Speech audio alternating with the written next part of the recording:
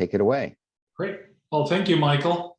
And also thank you for pronouncing my name correctly. I'm the co-founder of Vendux, and I'm currently based in Kansas City, Missouri.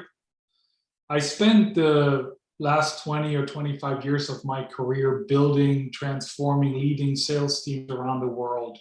Variety of companies, different products and services, different team sizes, different geographies. And when I left my last corporate role about 2 years ago, I was looking to put my skill set to work as an interim or fractional sales leader. And I had two observations. The first one was that I wasn't connected well. I didn't have the right connections to find those assignments. I wasn't connected to CEOs or founders, owners, VCs, board members. And then I looked around for someone who could help me find those, a matchmaker, an agency, and I couldn't find one for the sales leadership role. And what I perceived as an unmet need in the market, I assumed others had the same issue. And that led me to start Vendux about 2 years ago in August of 2019. And now we help companies with a void in their capacity or capability in sales and sales leadership by facilitating a perfect match with an experienced and immediately available sales leader. Because the challenge is the same for every business, how to deliver growth. And growth comes through sales, and most founders, owners, and CEOs, especially in the tech world, don't have a sales background. They lack the expertise to build and lead a sales team. And so as a result, I'm seeing things like they hire and fire sales reps at random. They promote the guy who sold the most widgets last year to sales manager without proper leadership training. And when they hire their first VP of sales, they spend 6 months and $70,000 on executive recruiting, when statistically that first VP gets fired after 12 to 18 months. And on the other hand, there are these seasoned sales leaders available. My estimation is that in the US, there are around 3,000 to 5,000 experienced sales leaders that operate in the gig economy and that are available for those assignments. And they spend a lot of time today finding those assignments. For them, those are inefficient and non-billable efforts. And so on both sides, the businesses and the sales leaders, there is an expensive, ineffective, and wasteful process. And to me, that's an ideal space for a matchmaker that bridges the gap and makes great sales leadership available everywhere. And Vendux is that matchmaker. We apply deep domain expertise and technology to find that perfect match. We were built by sales leadership practitioners, not recruiters, not consultants, not HR staff, but sales leadership practitioners. We also match on criteria that are truly role relevant in sales and that are weighted. And we're technology enabled. We use an algorithm to find and identify that perfect match. And when I started the business, I thought that every CEO in the US was a potential customer. But of course, there is a better ideal and more narrow ideal client profile. And that's a scaling business, a founder who took their business past that initial startup phase, proved out the salability of the product, maybe generated some initial revenue, and now they're ready to scale and to grow. And just one example off this list here, Penguin Tech. They're a technology firm based in Springfield, Missouri. They build software solutions for the property and casual insurance segment. The founders have a technology background. They built the business. They won the first 3 clients, and now they're looking to scale. And 3 months ago, we placed a fractional senior sales manager with just the right experience into Penguin Tech, someone who's has experience in closing deals around $1 million, selling to CTOs and managing long 8 to 14 months enterprise sales cycle.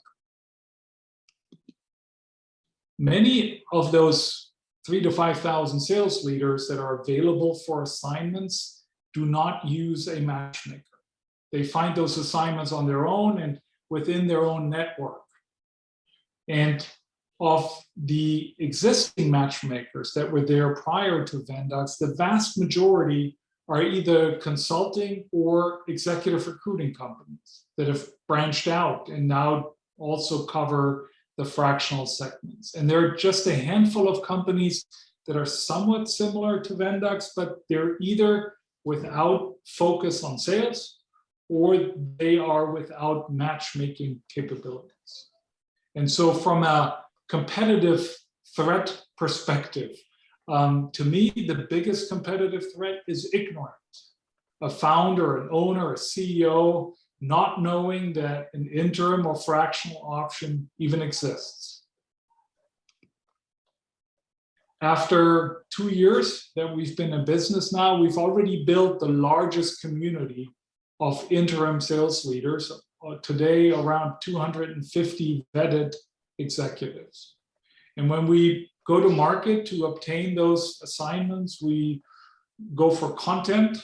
We continually build content and produce content around sales, leadership, and the fractional executive role. We work with multipliers, VCs, private equity, angels, startup communities, other fractional organizations like fractional CFO or CMO organizations. And we directly target founders on LinkedIn. And over the past 6 months, we talked about that earlier, Michael, the pace in which we're identifying and closing assignments has gained tremendous momentum.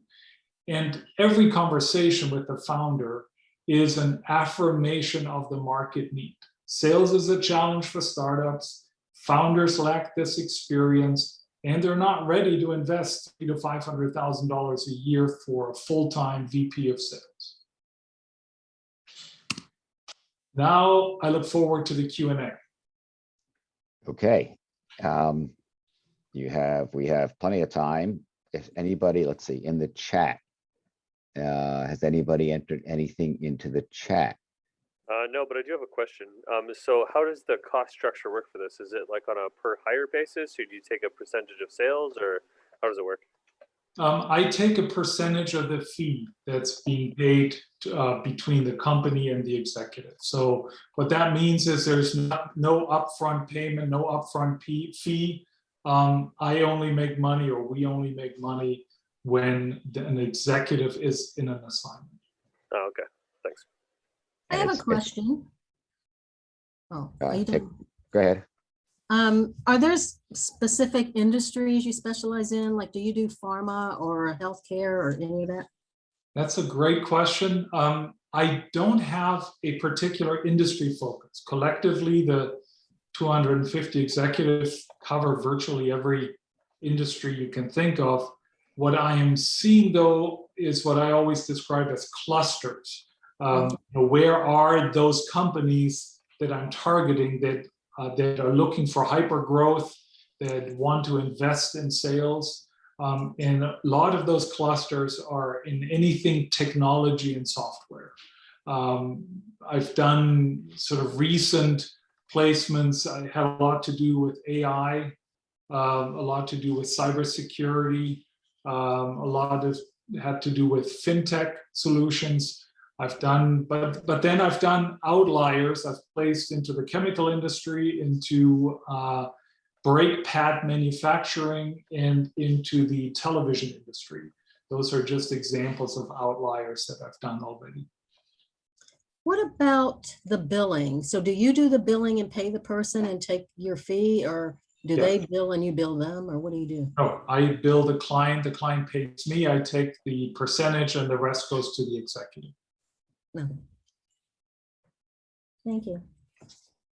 Where does Vendox come from, the name? It's a play on 2 Latin words. Venditio is sales, and dux is leadership. You mentioned lots of functions, and it sounds like a better process. Is there, not so much a tagline, but if we wanted to introduce you, because that's what this is about, Yeah. what is that line? What is that differentiator that gets people to want to talk to you? Well, let me share with you how my conversations today start, and maybe then we can work together on what that tagline could be. All my conversations today start with a founder or owner or CEO saying, Henning, I have a problem in sales. So I solve sales problems because a lot of them are connected to the leadership aspect of sales, not having the right foundation, sales process, playbook, messaging, not hiring the right people, not knowing how to set up a proper compensation and bonus structure. All of those leadership elements are all elements that leadership brings to the table in this case. And so when I begin conversations, they start with problems in sales. And when I peel back and try to get to try to understand the root cause, then it often has to do with the lack of proper sales leadership. And so, does that translate into the right introduction?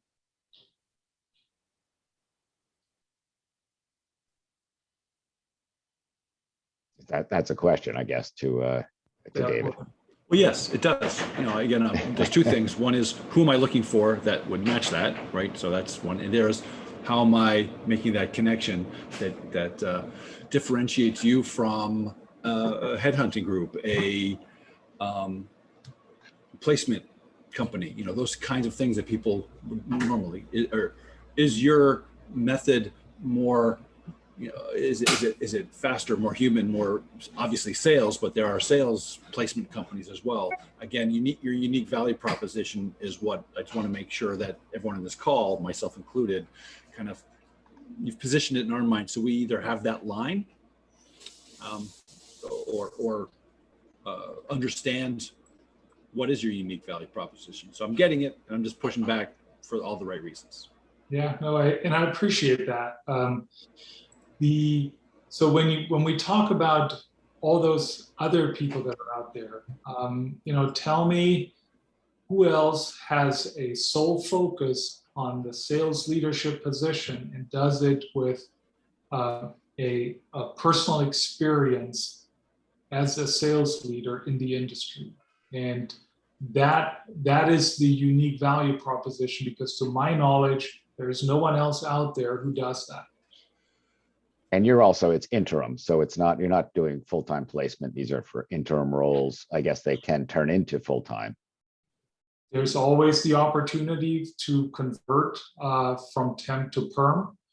But the starting point and the value to someone who starts out in a business and doesn't have the funds to invest into a full-time VP of sales is that you get the skill set of someone with great experience, just the right experience at a fraction of the cost. Because the question is always, how much executive strategic sales leadership experience do you need when you have two salespeople on the street for you?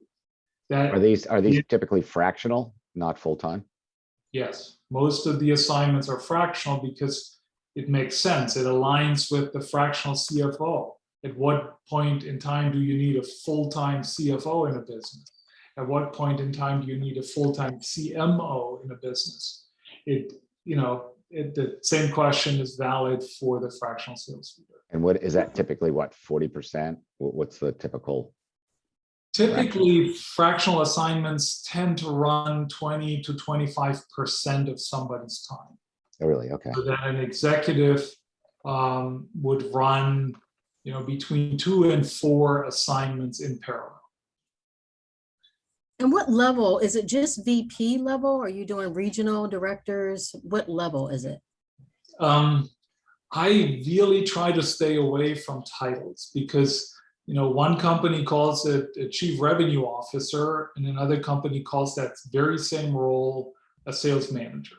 It really is all over the place when it comes to titles. I like to think of it as the sales leader, the guy who runs the sales team, sort of regional subsets. If a company has regional subsets in their sales team, they're already too big.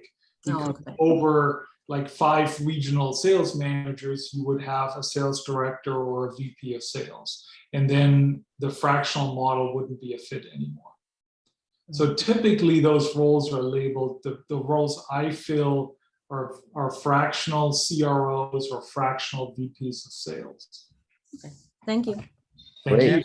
Okay, well, our time's up. Do you want to put it in the chat or send it to Henning directly?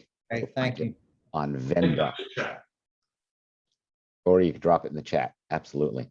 Okay, so I just put in the chat the order in which people showed up. So why don't we do our presentations or our introductions in that order. I'll give people, let's say, 2.5 minutes. And Mark Thibault, you are up. Okay, hi everybody. Mark Thibault, Growth Strategy Advisors. I actually would like to talk a little bit about what I'm planning to do this summer. It's actually going to be pretty interesting. I've been away and I'm probably going to go away again. But in any event, what I do is, pre-branding. So I do positioning, I do competitive analysis, I do, go-to-market strategies, and I do a lot of interviewing.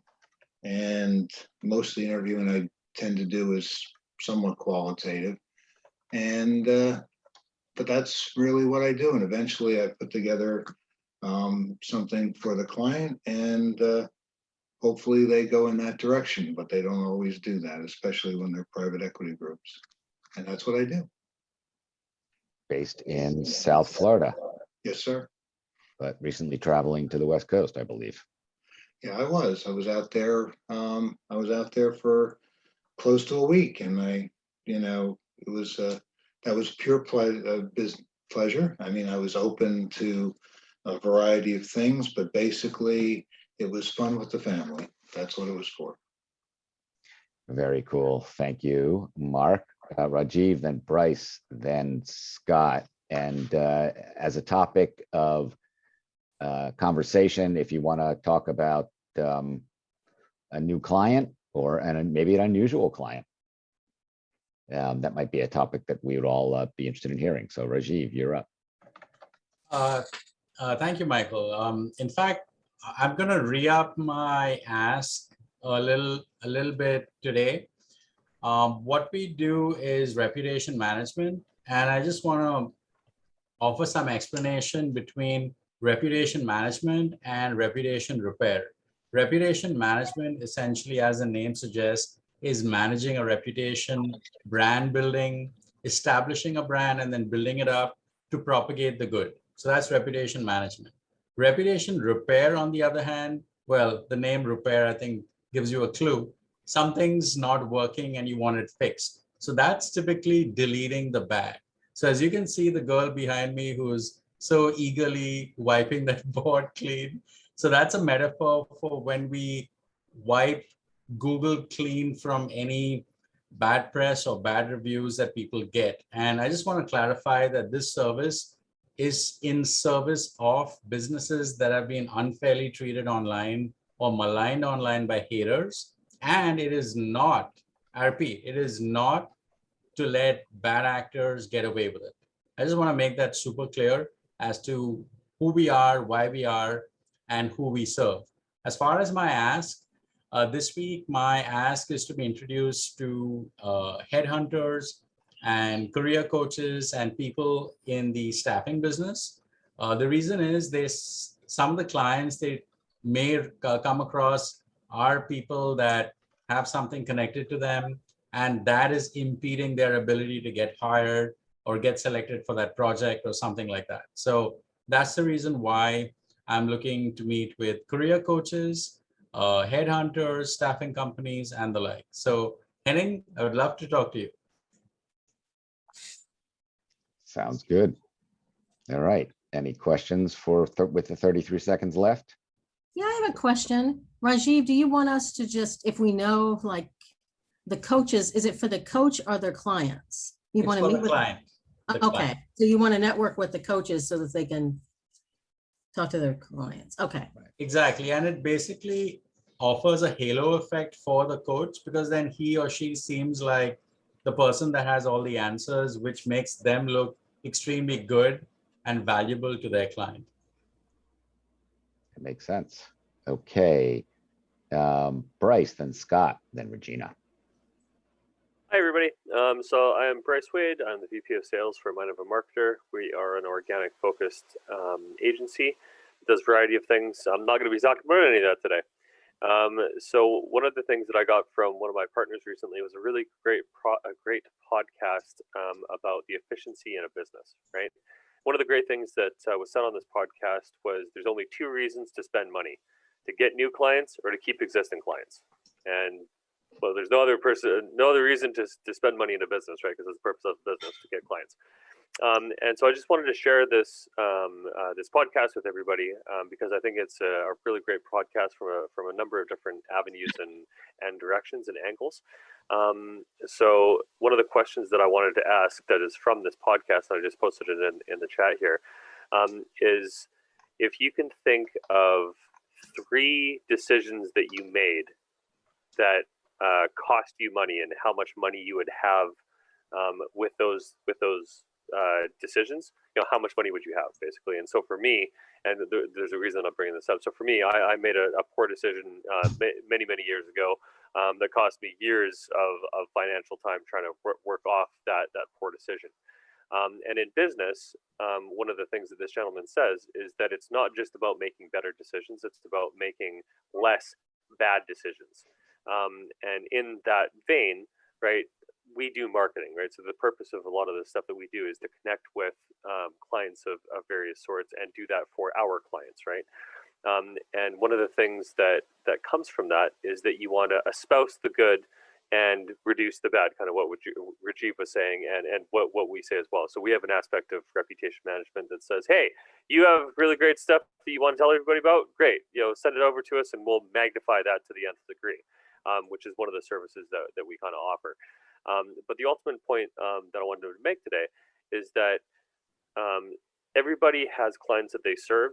How do you serve them better? And some of the questions that this guy brings up and some of the stuff in this podcast, I thought was a really good way that's that you could easily take to your clients to say, hey, this is something that you should really consider. Are you doing these things? And so I just wanted to share with everybody today because I thought it was valuable. So I'll see the rest of my time. Thank you. Your 6 seconds. And thank you for that podcast link.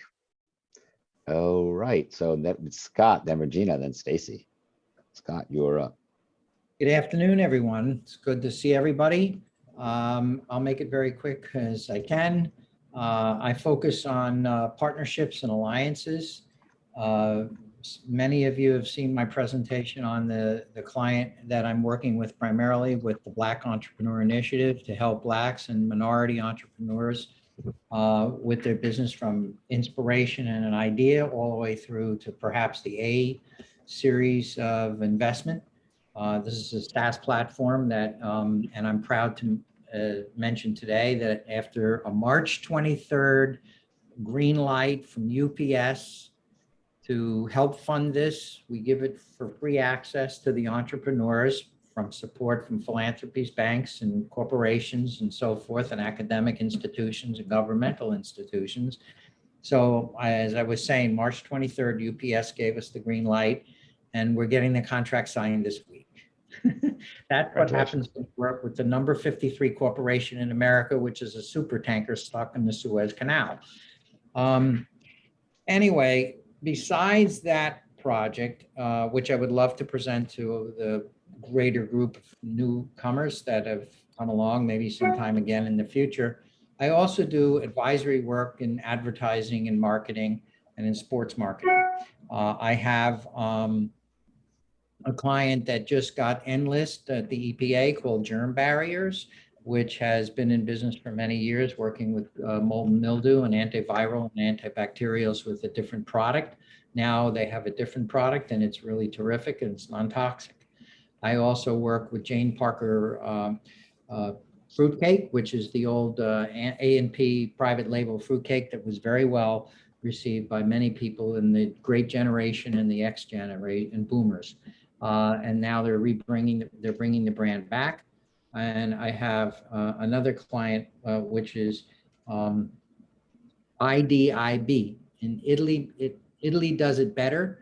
I was on the phone this morning with them, and they're in Italy, and they're going to be importing food through e-commerce and Amazon, and direct to consumer will follow with a variety of foods that you just can't find here in the United States that are made in Italy.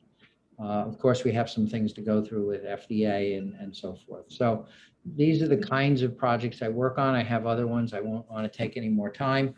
And thank you very much for Thank you know, you. You filled the whole 2.5 minutes with some valuable information.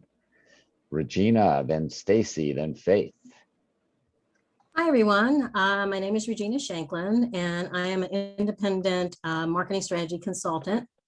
And I work largely in healthcare, largely pharmaceutical companies, small to medium size, also agencies and consulting firms that actually place people, independent consultants. So if anybody knows any placement firms or advertising agencies that place marketing strategy consultants, I would be interested in meeting them. And the type of projects that I've been working on, I mean, I've had an interesting project in a rare disease space that has a skew to African-American women. And there is a misdiagnosis between that and MS. And then just reaching out to them and coming up with a comprehensive plan to make sure that the misdiagnosis is minimized so that they can get the proper treatment. And so reaching out to communities and advocacy organizations and that type of work. Also worked with some oncology, a small oncology firm to determine, should they go into a phase, additional clinical trials by looking at their net present value and IRR. So running some modeling. So I have capabilities in that area. So that's the type of work I do. And if there are any questions, be happy to answer that. Regina, do you know the agency A-Connect? I do. And I have worked with A-Connect, actually. Okay. Thank you. Okay. Yeah, they do a lot of work in pharma. Yeah, they do. All right. Thanks. Any questions for Regina? If not, then Stacy. Yeah, Oh. one question. So as far as the people that you'd like to be introduced to, like typically, is it like a business dev person or somebody in leadership? Or I mean, like, can you just like clarify that a little bit? It's usually a director level of marketing or a VP level. And that's who has the power to hire me, is those two levels. Gotcha. Okay, you. thanks. Okay, Stacy, then Faith, then Audrey. Stacy, you're up. Maybe unmute. You're on mute, Stacy. There you go. Can you hear me? Yeah. Hi, I'm Stacy Mathis. I own a website called Legal Copywriting Central, and we craft marketing material for lawyers. We prefer to work with established attorneys. We often work with attorneys who have a marketing person. Either they outsource the marketing to someone, or they have someone in-house that they assign the marketing activities for the firm. We work with B2C, but we will do B2B, corporate attorneys who have businesses as their clients, as opposed to divorce attorneys, personal injury, and that sort of thing. What else? This summer, we are working on just doing a cold email marketing campaign. we switched from, because I mean, as some of you already know, we were a general copywriting company, and we switched our niche over to focus only or solely on lawyers. So right now we are basically starting over again and doing a lot of networking and cold marketing, cold email marketing and that sort of thing to build up our portfolio in the legal industry.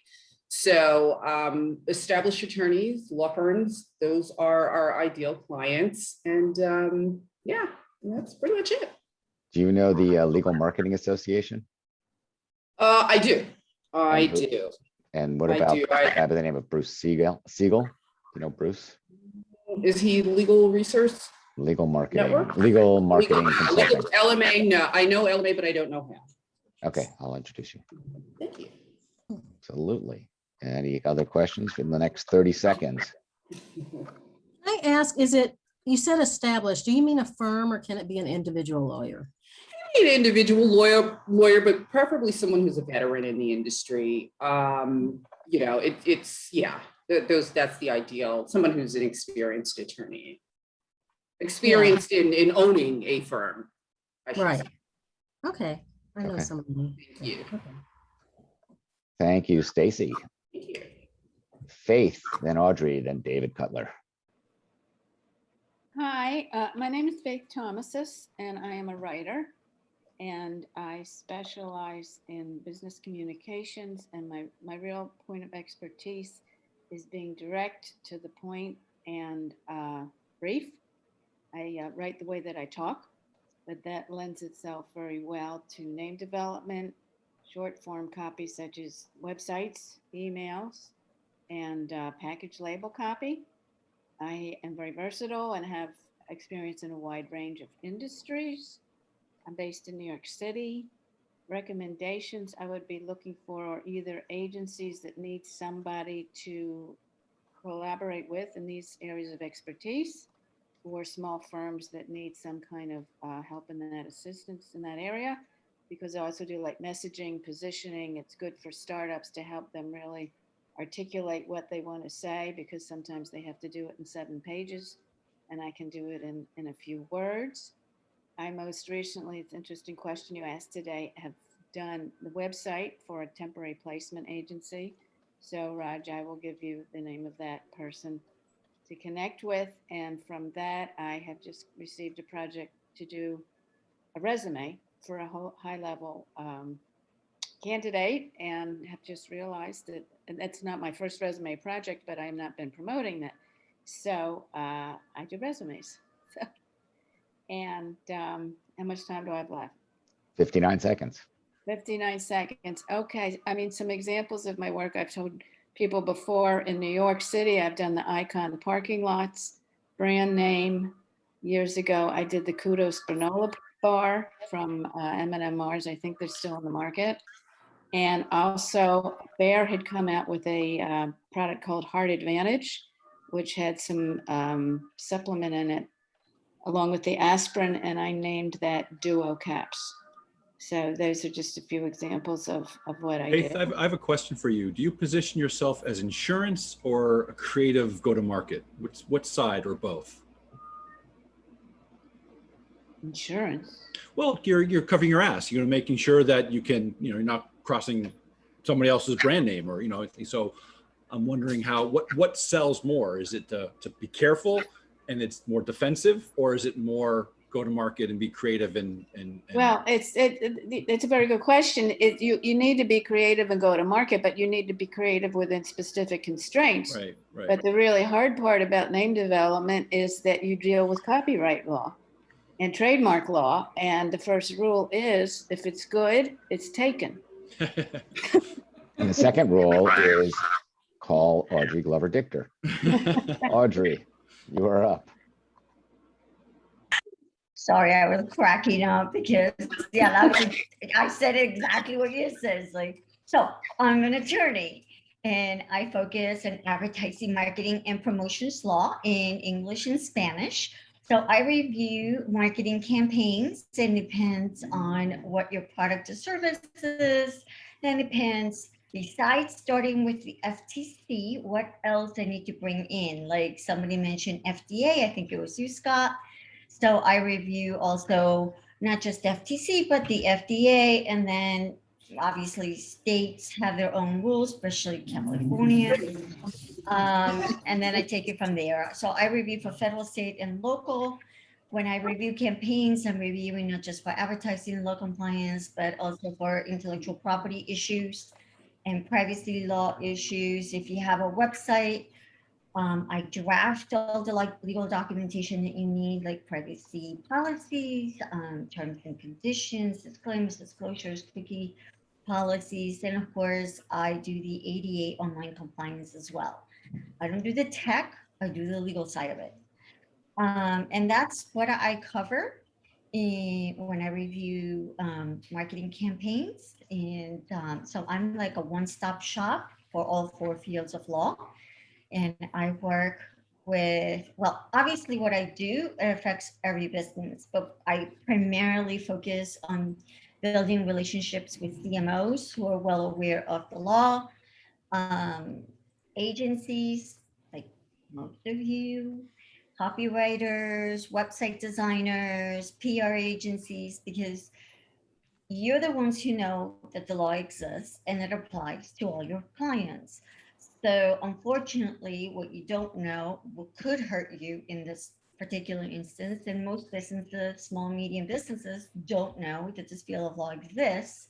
So that's why I work with the people who do know, and then I work with you. So as you're reviewing, as you're creating, I'm reviewing in order to avoid, having to go back and fix things. Of course, there's always that opportunity to go back and fix things at a later time once the marketing campaign has been launched. But technically, under FTC law, you're supposed to be legally compliant before you launch. I'm open for questions if anybody has any. Well, got 1 Yes. second left, so. Okay, if somebody has a question, we could slip it in because we do have time. Well, getting back to what they asked me, do you do trademark review and registration? You do? Yeah, I'd like to work with startups to make sure that before they register their company name, we run a quick, not a quick, I actually do look in depth to see whether or not somebody's already taken that in the trademark world. I do file copyrights and trademarks. I'm in the process of filing an album right now for somebody at the copyright office. So that's fun because I get to listen to all that cool music, So, but yeah, I do check, and then I work with the startups. Actually, I'm thanks to Mark, I'm part of the FAU mentors program, where I help startups be legally compliant. And so, yeah, I do that. And then if it clears, file it. And as soon as you file it with the state, then we can go ahead and file it with USPTO. Okay, good. Well, we should talk. Definitely. Wonderful, You're in okay. Florida? You're in She's in Florida? I'm in Florida, yeah. Okay. And by the way, if you notice on the back, Audrey's background, she's got a URL that is audreylinkedin.com, which is a great idea that goes directly to her LinkedIn. David Yeah. Cutler, you are up. Hey, everybody. This is a great conversation. I think it's interesting hearing a couple pitches over the weeks. I really kind of getting inside how I can help. And I think that's what TRN is all about. So I appreciate this dialogue. So thank you. I'm going to take my time to talk about the text, the link that I just sent into the chat. And it was my contact information, but there was also a link about a serial marketer is a group that just did a presentation a week and a half ago with Shelley Palmer and Todd Cooper talking about blockchain and NFTs and that crazy NFT world, but for marketers, right? And the idea is that it is a new technology that can help with old goals. And fan engagement is a great business, whether it's in the sports leagues, talking to you, Mr. Lang, but also with entertainment artists and creators. And everyone in this call sounds like a creator to me. So thinking about NFTs and blockchain for the creator in you and your ability to manage that. And here's the term for the monetization of conversation. Now, this is the ability to take what you're doing, the ideas, the pitches, the legal contracts, the marketing that I've heard you all talking about, all of you, and you can harness that to monetize the conversations around your ideas and your contracts and your promises.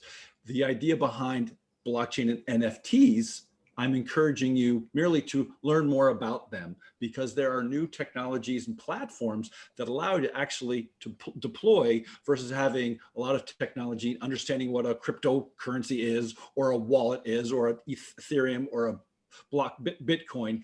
You don't have to, and that's the point. That you can understand as much as you want of that, but there are these new platforms that are coming up, and one of them is Nuarka, which you'll see the link to, and you'll see some more information about them in the chat, that actually makes it easier for you to deploy as salespeople and as marketing people. And that's I'm winding down to my 2 minutes here, because it's really a plea, or an evangelical plea to say, learn more about this, not the deep tech crazy stuff about cryptocurrencies and collectibles, but a platform like Nuarka, and there's a few of them out there, that can let you deploy these things without having to be a computer scientist. And that's what I'm here to help you take advantage of. That's the platform economy, which means the technology gets better, for the creator economy, which is what you guys are and our ecosystem is. So David Cutler, davidcutler.net, reach out to me. But in the chat, there are a couple of links, one in particular about a 45-minute conversation that's worth spending your time on. Thank you. And David also did a presentation. Do you have a question? Yeah, I just have a question, because David said something about deploy on the platform, but deploy what? Well, that's this NFT blockchain management of your content. And as I started by saying, monetization of your conversation, it's kind of a interesting line that should get you interested in, is knowing more about how do you monetize the conversation around your pitch and your promise. Blockchain is a way to maintain a sequence of assets, of conversation, and pay attention to them as they expand. So you can sell things, but you can buy things, you can understand things, you can resell things. And it's just merely a way to keep a transparency on the conversation that you're having. So when I say monetization of conversation, it's just like, wow, that's interesting. So I'm just saying, merely saying, it's hard to answer that question without talking specifically and spinning out, but we can talk afterwards if you'd like to reach out to me, and we can take this apart and understand how it actually fits in your particular world. But since I'm not talking about your world specifically, I'm talking about everyone in this call, content creators, and having the ability to manage the content around them and be able to have a consistent sequence of them, so you can maintain the validity, the ownership, the distribution of them. Yeah, I don't want to go down a rabbit hole, but there's David also did a presentation a couple of weeks ago. So if you go to the, you can find out which week he did it, unless you could look it up. But you could go to the YouTube of David's presentation. If you go to our YouTube channel, trustreferral.net, it's always in my newsletter, the YouTube channel, and look for David Cutler. You'd find it. And I would start with the link, which is fine, but I would start with the presentation that in the chat, because there are two people smarter than me that you should be impressed with, that they're talking about this in the very open dialogue that gets into specifics. As my key point is, this is not the place for me to describe exactly what it is, other than monetization of conversations. So that's just an attention getter. The value that blockchain is bringing to businesses has been proven for the last 4 years. And you're looking for your use case, it might take a little work, and that's what I'm interested in offering a conversation, not to sell you on anything, but merely let's talk about what your situation is and how this technology can actually fit into your monetization of your conversations, and what does that actually mean. And again, we can talk about your specifics later if you want to give me a buzz. My information is in the chat, and I want to learn as we talk about how it fits around your world. Great, thank you. Michael, Let can I ask me, you a question? Scott, you have a question? Yeah, I'd like to just propose a quick question. That what David is talking about is a very salient topic across many different verticals. Of course, he's mentioned several. And I'm just wondering whether it makes sense for this in the trusted referral network to have someone who's David or someone who can address why and when it makes sense to use distributed ledger systems, whether they're blockchain or other types of methods. Because it's all so new, it's coming on fast, and NFTs are just an example, but that's my query, is whether this is something that Trusted Referral Network might have. Yeah, we could try to do a webinar. I mean, similar to what serial marketers did. Yeah, and do it around the context of TRN.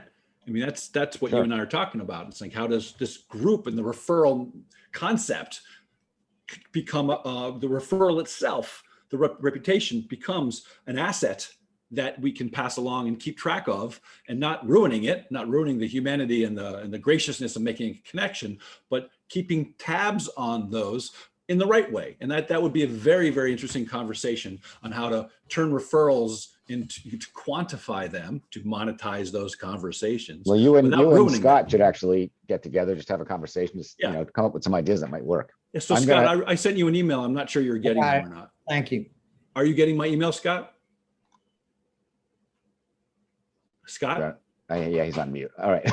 Okay, I just want to know if he's getting my emails, because I sent him a couple and maybe I'm sending the wrong one. I got your information. I'm sorry. Okay, cool. Send me a note back and we'll talk about it. The thing is a great idea. Great idea. All right, cool. So I will go. I'll set my timer. So of course, my name is Michael Bendit, and my business is software development resources. My focus is marketing applications and startup applications. So I do a lot of work with agencies, digital marketing agencies. So I'm always looking to connect with small digital marketing agencies, anywhere from, let's say, 2 to 20 people that do, they build websites, or they do a lot of marketing, but they don't always have those resources in-house to do everything that comes their way. I just recently got a follow-on project. We've been building a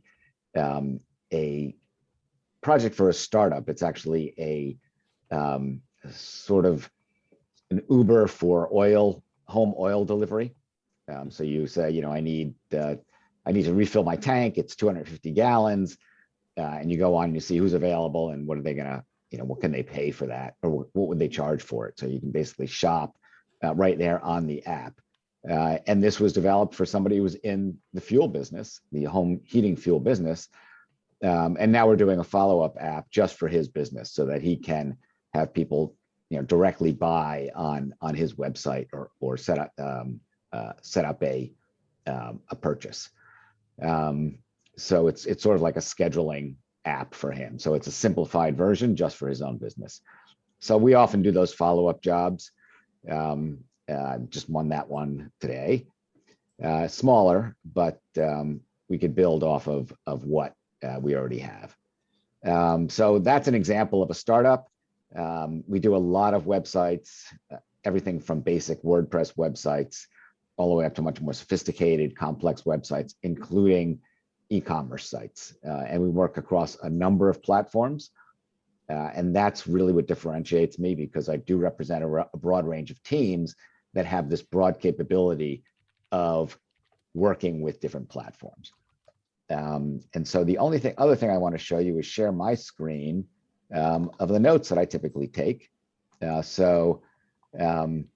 use Evernote, and as you see, I'm taking notes on introductions, something you guys might want to do.